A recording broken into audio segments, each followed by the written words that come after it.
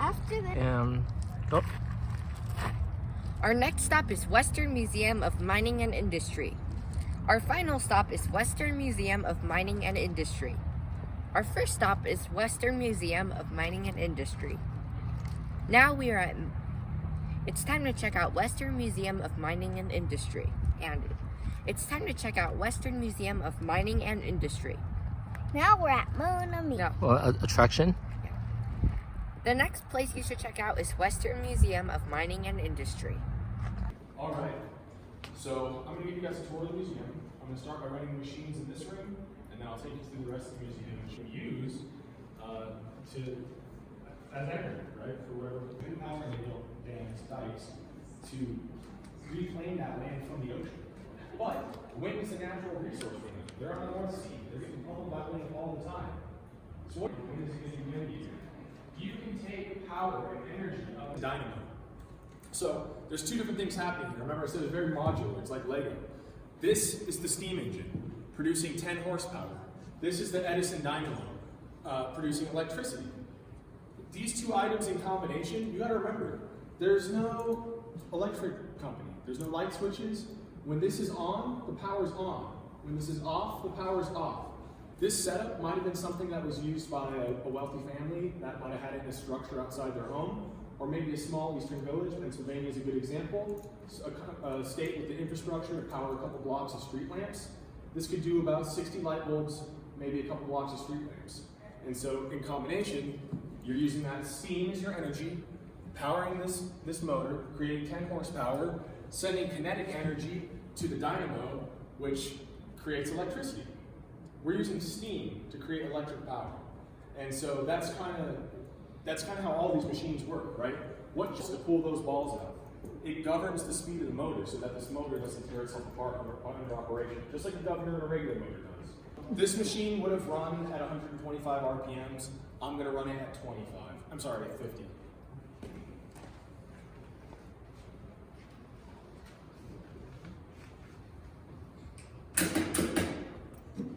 And you'll see those balls start to pull out using centrifugal force here.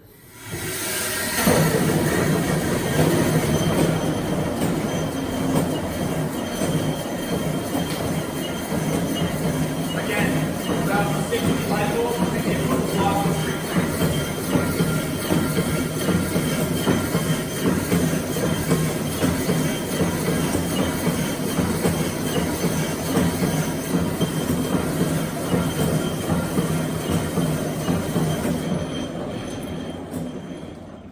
So that there is a 1908 orange sundial. Let me say that a couple times fast. Okay. 1 ton is equal to how many pounds? Bare minimum at least 15 feet, maybe 16, 18. Only reason is my buddy just got above ground pool and it was a surprise 15-footer. So it's about that size.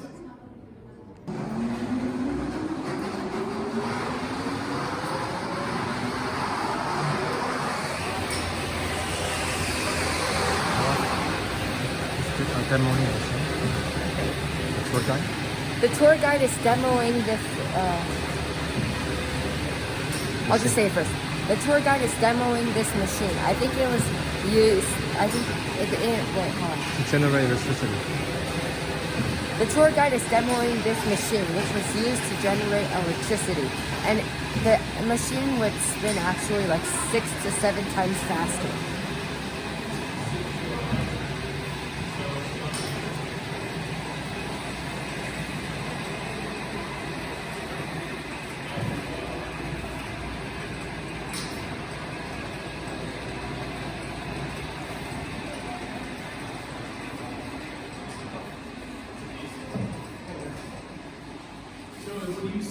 Twice. It's a very efficient Skinner self-lubricating single piston steam engine. This is going to be full of petroleum-based oil, right? So we don't need young boys to maintain this machine all day. This is going to last all day now. We don't need someone maintaining it throughout the day. The kids are probably in school anyways. It's hooked up to a Westinghouse DC generator. This produced 60 to 65 kilowatts of electricity, or 400 amps. Yeah, sorry. Anyways, you got two things happening here. It's a single piston, whereas these two machines here are dual piston. You've got this flywheel here that would have had a band on it, and it's going to send out kinetic energy. So whatever is on the receiving end of that is being powered by that kinetic energy. This, at the same time, is producing electric energy. This came to us from Tool, Utah, where it was at a copper smelting facility. It would have spun at 300 RPMs, producing 67 horsepower. That technology, like the Pickering flywheel governor, that's now housed in this for you guys now. It's really smooth. It's a nice machine. It's one of the nicest ones here.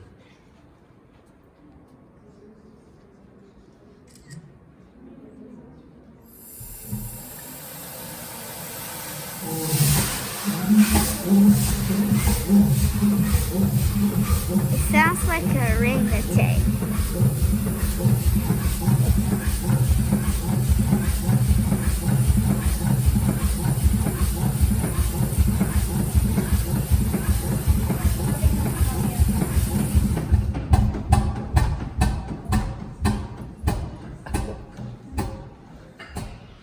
Being a single piston, we have to stop it in just the right place, or else it's extremely difficult to get it started again.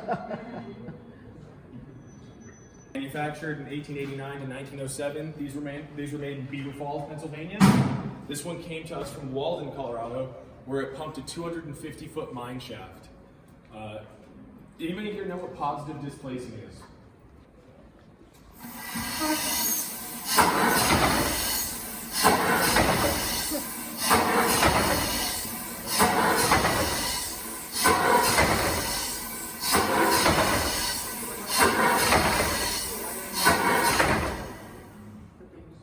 Pretty awkward machine, huh?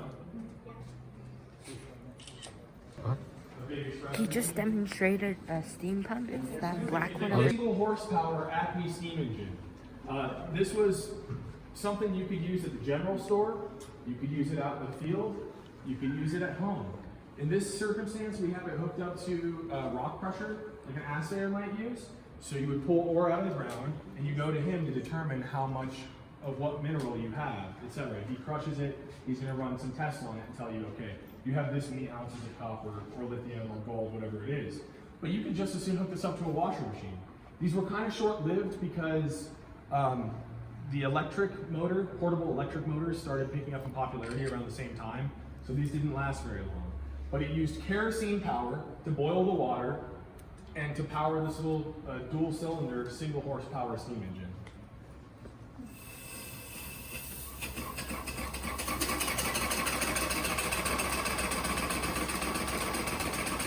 Tiny little guy.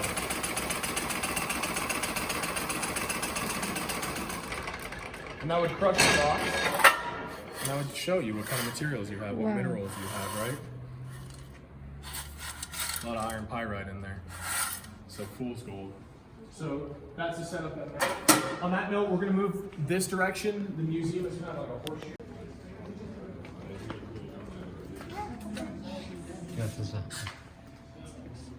The next one, but this is a big group. So if you're gonna pan for gold later, that's what pan gold looks like. We do have gold in these troughs, and once a week we salt those things. It gives you an idea of what these cities looked like, you know, during the gold rush and such. They were 1,500 feet by 600 feet. Pretty easy above ground to figure out what belonged to who. But you can imagine with the like how close these were to each other. Underground, it gets kind of blurry whose vein of ore belongs to who. You can imagine the lawyers love that. The other side of that too is either grown in a field or extracted out of the ground. I have found no exception to that. Even if it fell from space, it's a rock. So, for example, do you like eating rocks? No, you don't like eating rocks. Do you like eating M&Ms? No. You don't like eating M&Ms? Does anybody here like eating M&Ms? All right, well, you guys like eating rocks, and I'll tell you why. Because rutile is the ore of titanium that's used to stamp the M onto the M&Ms. Everything over here is an example of everyday household items that we have that have things in them. For example, who likes pizza? All right, then you've eaten this one. This is Trona. This is what's also in baking soda. So these are all different examples of different ores and materials that are pulled out of the earth that we use in our everyday lives. So this is a larger group, and it's really easy to make this tour really long. We're going to kind of move through the placer mining and into the hard rock, but I'll just lightly cover the placer mining. The question in Colorado, people mining just gold and silver? Active gold mine. That's going to be your panning for gold. That's all the kind of mining that's happening above ground. If you're panning for gold, that's placer mining. Dredging. So here's an example of a dredger. The dredges would move down a riverside and just scoop the bottom of the river, and it acted like a giant panning operation, but just scaled up on basically a small boat, ship to barge. Another type is hydrolicking. This was where they literally blasted the hillsides with water and it would walk away. It's not like that anymore in modern mining. We do a lot to. So if you weren't doing placer mining, you're probably doing hard rock mining. This diorama behind you guys, where the wood is, that's going to be the drift. Where the work is being done up here, so that's the drift right there. Where the work is being done, that's the stope. It's going to be the side of the walls above them. And we initially, before the hammer drills, they were literally just using a hammer and drill with their hands. So you'd have what's called single jacking, double jacking, and triple jacking. In a single jacking situation, one man has the bit and he has the hammer. He hits it, he rotates it, he hits it, and he rotates it. You want to create a uniform hole, right? You're going to put dynamite in this. You want to do it right. So you rotate it to keep that uniform hole. And the hammer drills are built in a way that this bit, it rotates to create that uniform hole to bore into the rock. In a double jacking situation, one man holds the bit and rotates it while the other man hits it. In a triple jacking situation, one man holds and rotates the bit while two men alternate smacking at it. Now, it doesn't seem so bad if you're standing here on flat rock like this. You can see the angle.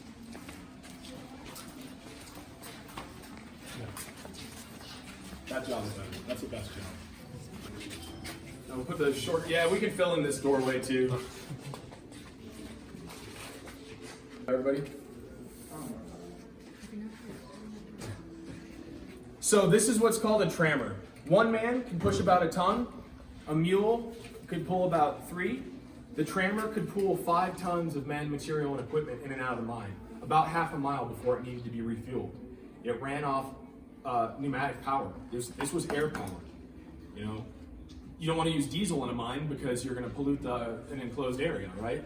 You don't want to use steam because really, in order to, no pun intended, to boil that technology down to something this size, it's quite difficult. You need to have a fuel source, so something on board to feed it, to heat up the water. You have to have water on there.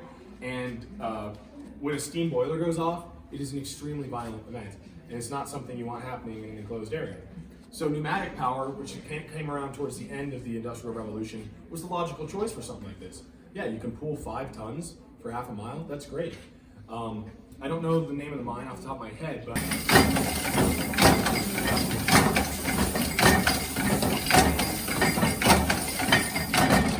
so I believe next weekend we're going to.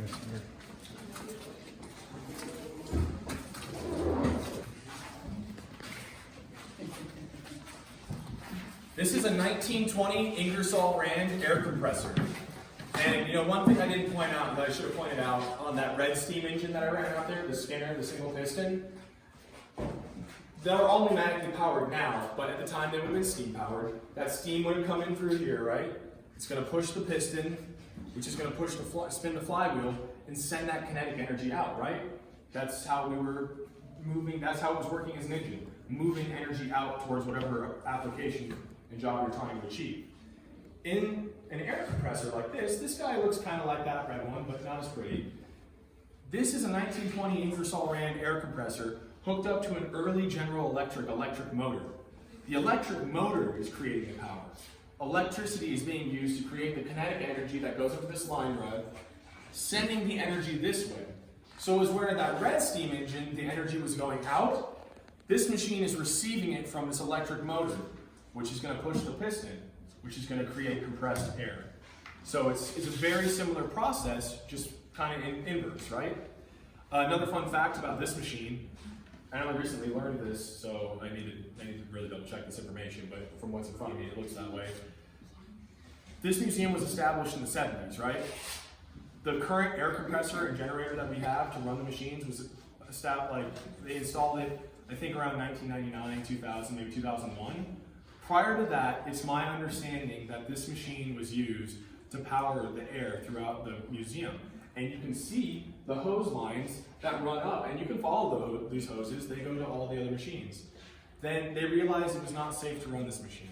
Can anybody tell me what might be wrong with this air tank? The metal fatigues. It's riveted. So a little bit of both. It's riveted.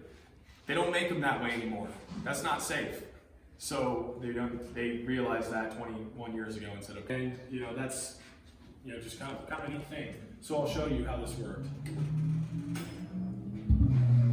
Here, producing the air.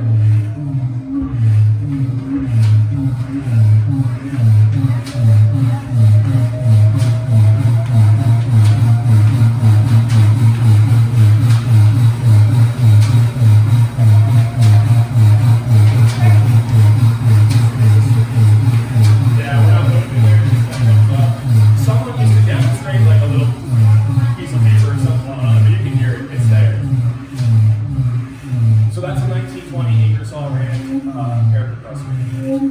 So I'll tell you right now, we have 2 more machines to run, and they're pretty loud. Every penny accounted for. The other thing to note, right behind you guys, this is a battery charger. Once they move, and then you're opening. I mean, there's no YouTube videos. Unboxing my noiseless hoist is like you ordered it out of a catalog and it showed up. Maybe it was really quiet relative to other things at the time. If nobody's watching that, I'm turning it off real quick. The noiseless hoist would have had a cable on it running up to a pulley running down our imaginary mine shaft here, right? And at the end of that would have been this bucket, a pretty heavy bucket, right? They would have lifted men and material out of this, really material and equipment, but the men rode it up. And you can see your man here falling out. I think that's a bottle, which probably explains what's happening there, but otherwise this had one direction, up. If it was going down, it was in a controlled free fall at 50 to 100 feet per minute, about the speed of a modern elevator.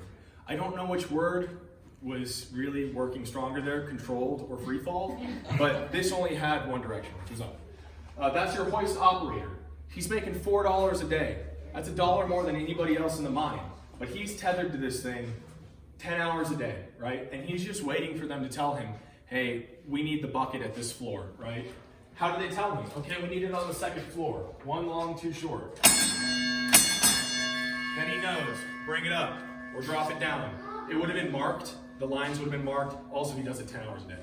So, he's going to have a little bit of experience of where to send it. And they're going to tell him, hey, it's not here, So I'm going to run the noiseless hoist and show you what this guy's day was like for about 10 hours a day. Oh, I knew I was forgetting something. It's going to be loud. You've now got a different job. You're still a monkey, but no, I take that back. Different job. He would have had what's called nippers, and they're about 7, 8, 9, maybe 10 years old. It's their job to bring him his coffee, his breakfast, his lunch, and if he needs to use the restroom, the honey pot, and then they gotta go clean that out. But he's basically tethered to this thing all day, waiting to know when to move the bucket, and if he goes deaf or anything like that, he's gonna go back into the mine, which isn't any kind of upgrade because it's pretty loud down there too. So this is the noiseless hoist.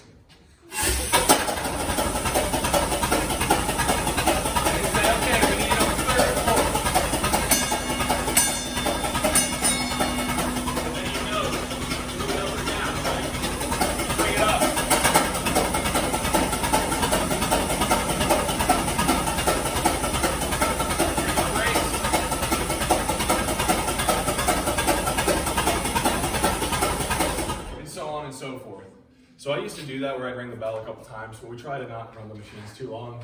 But you get an idea of what he's sitting next to really most of his day. So that's that. The other thing I want to point out is be courteous to others.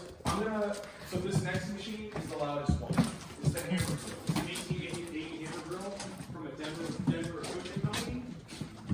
It's 140 years old. It doesn't always work. Do we want to see it run? Do we want to see it run? Okay. So you guys are gonna have to cover your ears for this one, especially. What's gonna happen is I'm gonna turn on the air and I'm gonna run it, and then I'm gonna turn off the air and I'm gonna let that pressure out. So keep your ears plugged during that. But I'll tell you a couple things prior. So here's a drill bit.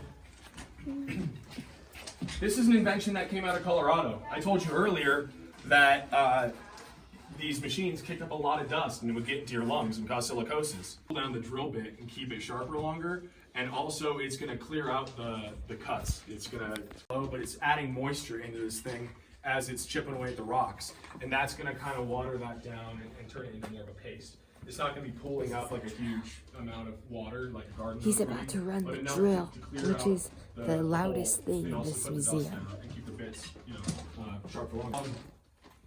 This is an 1880s hammer drill. Again, it's 140 years old. It's a little finicky. We're going to need to cover our ears for this. And I don't know if you guys want to, for those, if you want to put the smaller people up front so they can see it, or so that way you guys can feel it. Are you guys happy over there? Everybody's happy where they're at? Use my elbow to cover one. Okay. Yeah. It's not so bad. We all ready? Yeah.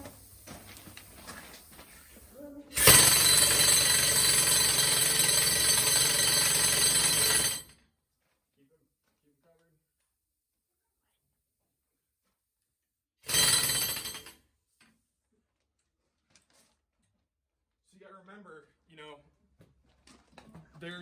there's more than just one of these down there. There's a whole bunch of them. It's a symphony of these things going off. It's hard on your ears. I'm lucky I get to work. We're gonna go around the corner here. It does get a little bit tighter down there. Let's fill in by that exit down there. Someone can stand in that doorway and then fill in that area as best we can. You can see the next spot. We'll do our best to kind of, yeah, it's tight. This museum was built in the 70s. I moved. Okay, hold that guys here.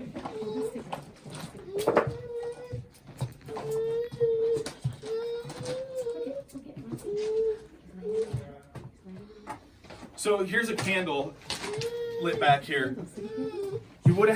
Miners would have had 3 candles per day, per shift, right? It's a 10-hour shift, and they're like, hey, here's 3 candles. And you know what? It actually lights that little corner of the room up okay. But here's the reality. All of us are miners, right? And we all got 3 candles. In a 10-hour shift, we can probably work out who's going to light when, what, when, and where. But you can see with the candle, there's a couple issues with the candle. It's an open flame, so it's burning oxygen. It's also staked into a piece of wood. So you can see that there's probably some room for error there. But you know what? They took that into account, and they were smart about what they were doing. That stake that's driven into the wall is purpose-built. It's built to be put into that wood and and facilitate a candle. But there were safer alternatives. So eventually they moved on to Carbide Lane. So anybody know what carbide is? Anybody ever seen it? No? Everybody knows what sulfur is, right? Sulfur kind of smells gross, right? Carbide is a similar material. So what you do is you get pieces of carbide. They're generally like a grayish bluish color, and you put them in the bottom of your carbide lamp, right? And only about halfway so, and that's the carbide chamber. Then above that you have the water chamber, and then you drip that water down onto the carbide, and the carbide dissolves and it releases a gas which is flammable, and it produces a really nice flame. This one, it does work. I'm not gonna lie, I'm not very confident with it. I think I can start it. I don't know how to put it out though. And it's a really bright little beam of light, and it doesn't smell so bad when it's burning. But it was a big step up from candles. And actually, you can use carbide. They would use like carbide cutters later on. It's a technology that's been replaced now, but it used to be more prevalent maybe 50, 60 years ago. On to having electric powered lamps that they could use during the day. And then you would pull yours off every morning, and then you'd wear it. And so I'll pass this around so you have an idea of what it's like having that on your waist. Yeah. It's not terrible until... Whoa, that's heavy. So I told you, sorry, 2 different thoughts there. Yeah, so a guy by the name of Alfred Nobel in the 1860s said, hey, there's got to be a better way to do this. How can we do this? Using nitroglycerin. He said, what if we use a mixture of sediment and clay and seashells and packed it into a cardboard tube and create a stabilizer? Very intentionally, right? So let me grab some other stuff here. Oh, thank you. Yeah, it's broken anyways. The thing is, did not break. Yeah, right. So you light it, and you light your first fuse of dynamite, and you light your second fuse of dynamite, but between each one, so you have about 5 seconds between each of these gaps to light all 16 of these. Now the length of your fuse is going to determine how quickly they blast. So what kind of happens is you've got 16 of these things, sometimes 17, one in the middle that's empty. You drill 16 holes, you pack about 3 pieces of dynamite deep into each hole, and you want to push the dynamite in using maybe wood or something like that. You don't want to use metal. You don't want to create sparks while you're pushing dynamite into the rock while you're standing next to it. Yeah. So there's about 3 sticks going to each hole, 16 holes, maybe a 17th hole that's kept empty as a release hole, that air is going to back out of that. But they're going to blast the center, then they're going to blast the sides, then they're going to blast the top, and then they're going to blast the bottom to kick all that stuff out, and push it forward. So the bottom blast is generally the last one. And this is a really tight timing. Eventually they moved on to electricity, and it was much easier to just do it like fractions of a second from each other, and it's just like one big blast. Whereas prior, with something like this, you're planning out, okay, I got longer fuses at the center, on the sides, and progressively shorter, and then it's going to go bang, bang, bang, bang, bang, right? We're kind of planned it out that way. Mine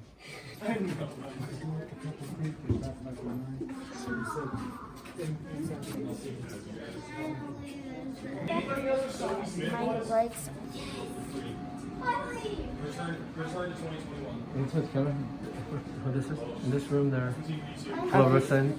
In this room, there are fluorescent minerals and rocks.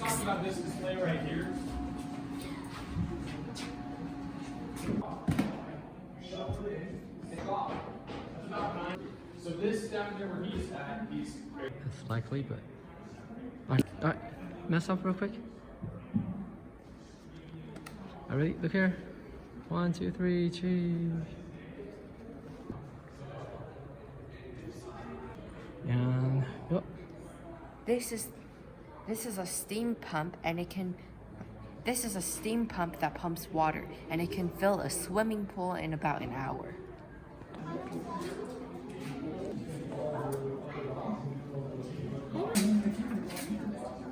Alright, so make sure you can pamper. Can I go back to No, hold on. No. Be fast. Okay. You don't have to, Noli. Yeah. I just have to do Yeah. this. Okay, go, sit down. Alright, sit down. Noli, why are you so grumpy? Alright. Lastly, I'm gonna try panning for gold. I know, there are So apparently this museum has a relationship with some sort of mine. So then it's like once or twice a year, the mine donates gold so that we can pan for real gold here. I probably won't find much, but we'll see. They refill this area with new gold like once a week.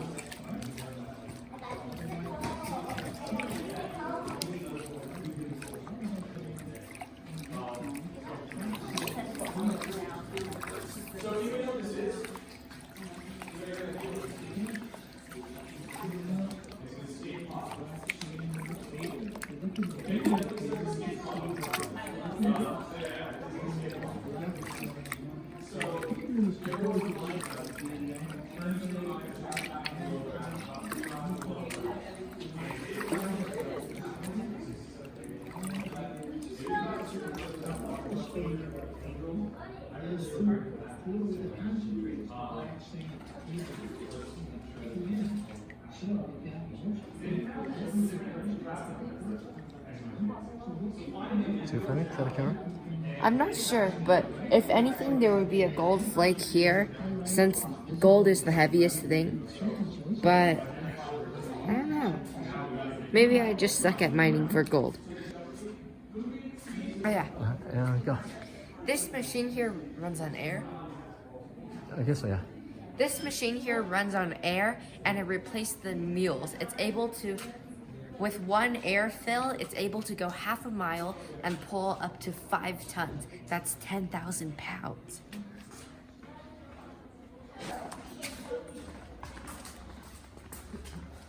Okay, so this is the office of the... Okay, ready? 1, 2, 3, cheese. And go. Now we're going inside the mine shaft. Alright, so we'll walk on the mine shaft. Let's walk through it. Walk on. Oh, hold on, huh? Oh, this drill. Yeah, it was, huh? How you...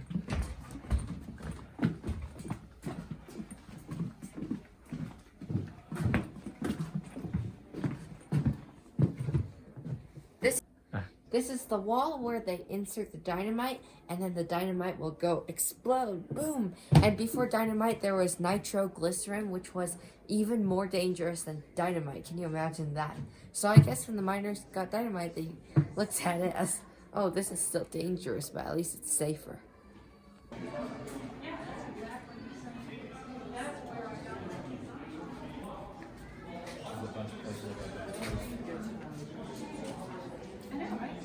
Go. And that is the Western Museum of Mining and Industry. Brother, what did you think about this place? It was pretty good. I like the noisy hoist. The noiseless hoist, that was actually noisy. Yeah, I like how on the guided tour, the guide demonstrated a lot of the tools, and he also provided a lot of information on them. The last 2 tools in particular were the most interesting just because they were the loudest. And on the very last one, it was the drill. That was probably the coolest because it was actually drilling and you could hear that loud noise. We had to cover our ears, but when you do cover your ears, then it's a perfectly fine volume. And just imagine being that miner and having to hear that all day without covering your ears or having headphones. That's it. Yeah. Do 2 different endings because this could be the last one. All right.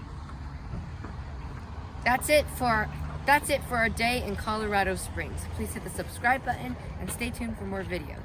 Bye. Bye. I'll hop on to the next location just in case. And now on to the next stop. Okay. Yeah. Go. And sometimes they have events where they Yeah. Outside the museum, there's lots of machineries, and sometimes they host events where they demonstrate them. We have pre-check, right?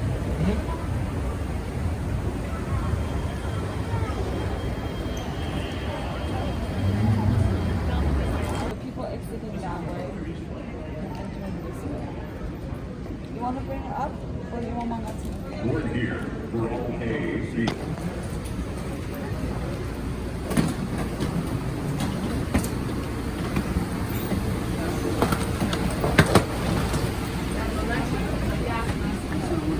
Lolo, you want to sit down?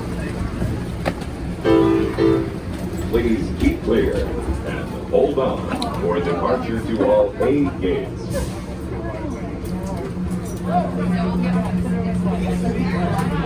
Please continue to hold on.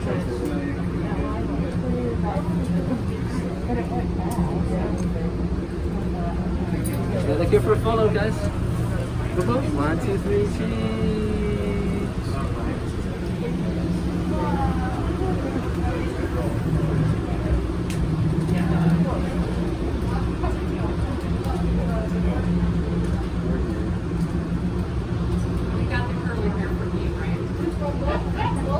Really?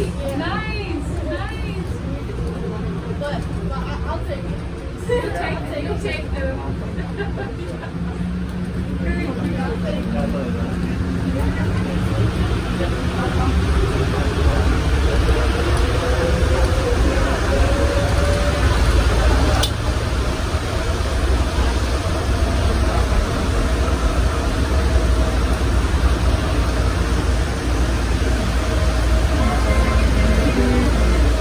Hold on, please. We are approaching the station for all A gates. A Exit here for all A gates.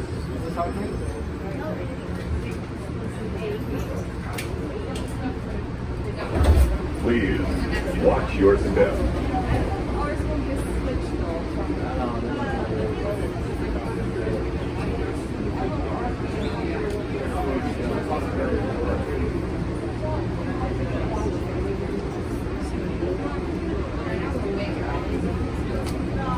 The doors are closing. Please keep clear and hold on for departure to all B gates.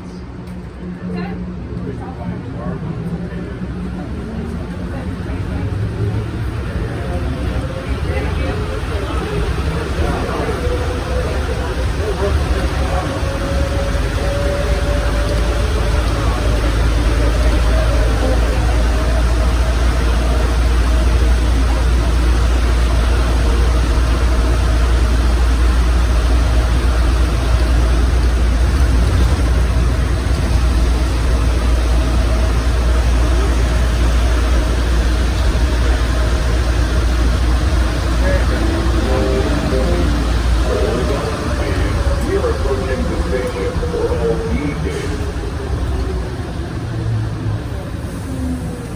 Exit here for all B gates.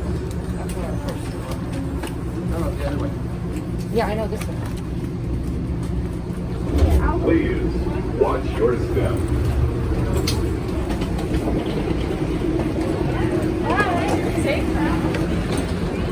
All right, ready, set, and go. Hey Alan, we heard that you retired. Congratulations. Now what are you going to do with your free time? Go to Knott's or a concert at the park? Or Mickey D's. McDonald's? Are you going to spend all your time at McDonald's? Well, right now we're at Denver International. Oh, And go. Hey Alan, we heard that you retired. Congratulations. Now what are you going to do with your free time? Go to Knott's or a concert at the park? Or go to McDonald's. You better not go to McDonald's every single day. But yeah, right now we're at Denver International Airport in Colorado, and we're at a McDonald's, and we're not gonna eat here. Bye. Well, I might, but I don't know. Bye.